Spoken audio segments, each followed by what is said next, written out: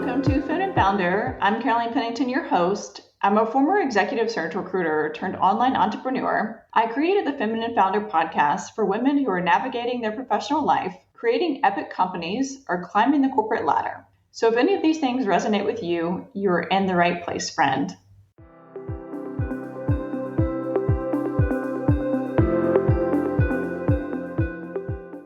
Today, I have Lorna Erickson with me. Lorna is the co-founder of Expert Interviewers. So welcome, Lorna. Hey, thank you.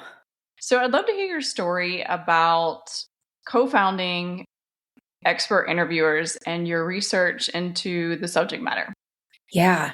So Expert Interviewers we started it in 2020. And prior to that, though, I had started off in the recruiting realm right out of college, which was in 2006. I know I'm dating myself a little bit, but in 2006. And so I got thrown into the recruiting world just right out of the gates. And it was the kind of format where I was an agency recruiter. And so then we were working with clients and it was a salesperson that was the middleman, right? And at that point, it was really interesting for me to learn, how do I try to identify candidates? And then you would throw these candidates at these hiring managers based on what the salesperson said that this person wanted. So this really weird game of telephone. And then mad respect to recruiters because they're on the front lines to have to give the feedback or the lack of feedback or the bad feedback to the candidates in that process, right? So it was like trial by fire, a little bit of a gauntlet, which I know a lot of recruiters can relate to. But then we fast forward a few years, 3 or 4 years, and I started doing corporate recruiting. And all of a sudden, I had access to those hiring managers directly, right? I was able to partner with these people directly. And very quickly, I thought, aha, you are the problem. Like, this is an issue. And it was a fascinating way to learn a different side of the industry I'd already kind of been in, but I got a chance to sit with these hiring managers, shadow their interviews, listen to their questions, and then listen to their feedback as well. And over time, I started to notice that a lot of their feedback wasn't aligned with what they initially said they needed, or their questions weren't aligned with what they initially said that they needed. And then the last part there, that feedback piece, that wasn't aligned with what they initially said that they needed. And so after a little bit of time, I noticed that I kept pushing back and saying, this can't be your feedback.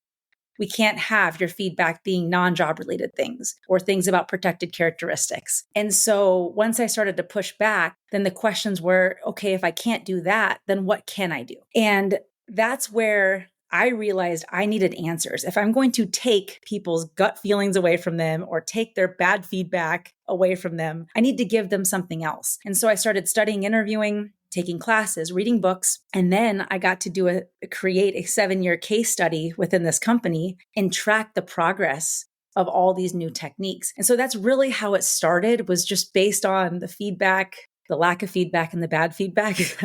And that's kind of how it started, and getting my interest in interviewing and becoming obsessed with it like I am today. So if someone has been promoted recently into a manager or director seat, and maybe before was a individual contributor, and now they are responsible for leading a team, part of being a leader is recruiting and interviewing for your department. Right. So what do you suggest to someone who's a new manager? Yeah. Well, first, I do think what's shocking to me is how few companies train their interviewers to interview. They're going to give them management training on whatever systems they're using, leadership, like whatever. There's a whole plethora of training that managers often get, but interviewing isn't one of them. And it's a huge risk. I mean, companies are spending hundreds of thousands of dollars in investments in people, and they're saying, get in there and use your gut. It's like, just go for it. And that to me is just shocking, right? And I think with intention, you can give your hiring leaders the information, the tools that they need to, one, feel confident. Nobody likes to go into something wondering if they're good at it, wondering if they're making a good impression on candidates. So you want to be able to give them the tools to be confident. And then, of course, you want them to have the tools to hire the right talent the first time, because that's going to help their teams, but also the company overall. In my recruiting experience, I've seen so many times great candidates not be interested in a job or a company because they had a bad interview experience. And it starts with the lack of training that the hiring manager has received. Yeah. We talk a lot about the cost of a bad hire, but to your point, it's hard to put value on the great candidates who got away, right? That's the hardest piece to put value on. And it's something that companies and individuals, they need to be aware of, that it'll cost you. And then not to mention, of course, that candidate is going to voice their experiences about that company or that said manager in their markets, as well. So you could be hurting the rest of your candidate pool that way too. Your referral pipeline is going to go to zero. Right. Yeah. Negative word spreads a lot faster than positive word, unfortunately. So there's a lot of incentive to get it right. And people do. They tell their friends, their families, they'll get on the internet and do a reel about their bad experience. And so I think the companies really need to be aware of the candidate experience and making sure it's a positive one. Absolutely. Yep. Couldn't agree more. Yeah. You see the horror stories all over Instagram, TikTok, Glassdoor. There's lots of venues for that, for sure. So why is it crucial that candidates have a positive experience when interviewing? Well, let's see. It's a preview, first of all, to what's going to be happening in the company. So if a set of interviewers come in and they're late, unprepared, not organized, or they ask you back for multiple rounds of interviews, immediately that candidate's going to be questioning, if you're doing this as a first impression to me, what is it going to be like when I'm actually inside the company? So it's about building the credibility and showing the candidates what's actually going on within your company. So the better you have that aligned to how you typically operate, then it's giving the candidates an idea of what to expect if they were to work for you. I always talk about how recruiting is like dating. And so the interview experience is like the dating phase, and everyone's supposed to be on their best behavior at that point. Yeah. Before they make the commitment and make the hire. Yeah. And so you see so much candidate advice out there of how can you make a positive first impression? How can you answer these questions correctly? But all of that advice should also be going toward the interviewer, right? It's like, how can you make a positive impression, right? How can you make sure that you're utilizing your time correctly? So I think it's good advice. It just has to go both ways. So what are your thoughts? Do you prefer open-ended questions or closed yes or no questions for interviews? Oh, okay. So that's awesome. I've never heard an interviewing question that I can't bucket into 6 different kinds of questions. And it's not necessarily open-ended or close-ended. The first of which, like I have the good side and the bad side, 3 on the good, 3 on the bad. And while we're here discussing it, I think I will just set up the 3 bad ones just so that people can hear them and know that, wait a second, I shouldn't be asking these. The first of which are hypothetical questions. We coach interviewers to not ask would questions. Well, what would you do? Or if this happened, would you approach the person? We teach interviewers to think of would like a wish. You're basically asking a candidate, what do you wish they would do? And that's not going to help you understand what they would actually do in your job. So avoiding would questions, avoiding leading questions is the second one. Leading questions can be very sneaky or very obvious. It's like, hey, you have a lot of management experience. You're probably pretty good at it, right? I sure am. That's pretty easy. There are some other sneaky leading questions that we get into more. So we have hypothetical, we have leading, and then we have non-qualifying questions. And non-qualifying questions is a really big bucket that all interviewers have to avoid. And the main reasons for that is because they're either 1, not job related, or 2, illegal. And they're asking you about protected characteristics and those sorts of things.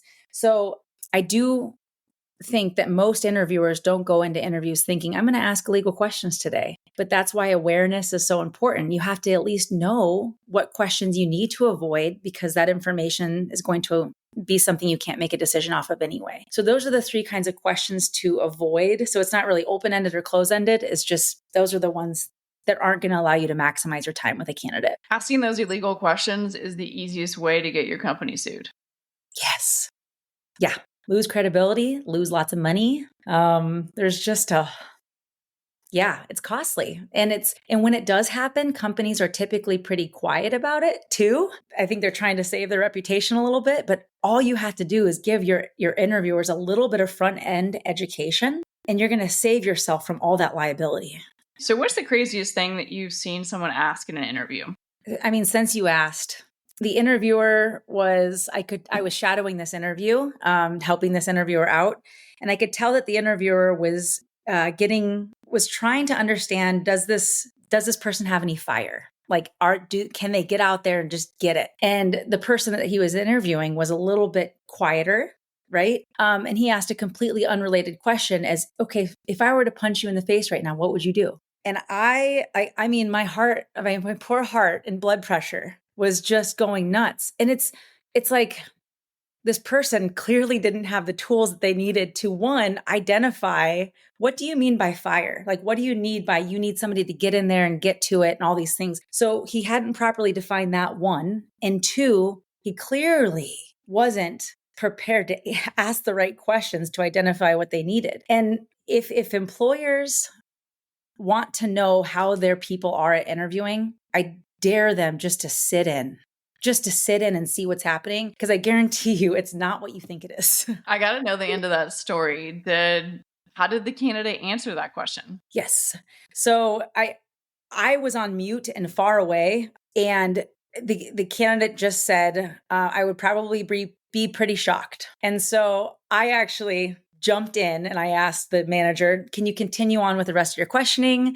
And then I called the candidate afterwards and had to apologize profusely, right? I mean, that was the worst of the worst. And as you can see why, that's the first one that comes to mind when you ask me a question like that, because I don't know if it gets much, much worse. But that's a pretty bad one. That's definitely the worst I've ever heard. I had a client one time who would ask candidates, and these would be vice president, director, C-suite candidates, what their zodiac sign was as a personality predictor. Yeah, right. And it's so hard when you read like how, top execs for these multi-billion-dollar companies hire. It's like people read that once and then they're like, I'm going to take that for my next interview. It's like, it's not going to help you. It's like, let's personalize it and base it on things that are actually job related. But yeah, we've heard a lot of goofy ones, and that's a pretty fascinating one too. That sign. Mm-hmm. So in your opinion, what's the importance of chemistry in an interview? Chemistry between a candidate and an interviewer. From an interviewer standpoint, I rate that extremely low. And the reason for that is hopefully we've had a chance to work with these hiring managers and help them to understand that chemistry is just another way of saying your unconscious biases are at play, right? When you have chemistry with a person, it's likely that you have something in common with them, right? Whether it's where you went to school, whether it's the sports that you played, you grew up in the same area, had the same general childhood, whatever it is, or they had the same similar professional path that you had, you're immediately going to like that person more. And you could be missing out on great talent for people that are slightly different than you. So a long way of saying that, I rank chemistry at the lowest of low, which might be an unpopular opinion for some, but our hope is to give people tools to make better decisions that'll be more accurate in the end. I love that. And so how do you know if you are a good manager, a good interviewer, or you're not? How do you know that? Yeah. Well, first, I will say that for whatever reason, most interviewers feel like they're really good at it. And that's because they haven't been compared to any sort of metrics before, right? So it's hard to know. During that 7-year case study that I was talking about, I got a chance to track candidates across the country and Canada. And we got to look at all of these different metrics. I would walk into meetings with some senior hiring managers and I would already know all the answers of how they're doing on paper, right? And I would open it up. I'm like, how do you feel about your interviewing process? And they'd be like, great, it's not broken. I'm like, okay. And then I'd roll out the data and say, listen, you have the highest percentage of candidates withdrawing from your interview process out of any other senior leader in this company. They don't know, right? So it's really hard for people to know if you're not brave enough to peek behind the curtain to see what this interview process management data actually looks like. A lot of companies don't track it. And if they do, they may not want to look at it. But it's something I strongly encourage. If you can figure out what's broken and where the symptoms are, then you can get to the root cause and figure out what's actually going on and how can we improve this. I love that you brought that up because you are so right. Every hiring manager I've ever worked with thinks they're great at hiring. Yeah, right. Where do you think that comes from? That's a great question. I think that they get promoted into a manager or director level role and with that new title comes the assumption that they have the skills to interview and hire appropriately. Yeah. And that could be farther from the truth. Right. Right. Yeah. And that's not to take anything away from them being a manager, because maybe they're fantastic at their job and managing people, but that doesn't mean that they have all the skills of something they've never practiced before. So as we wrap up, how can our listeners find you?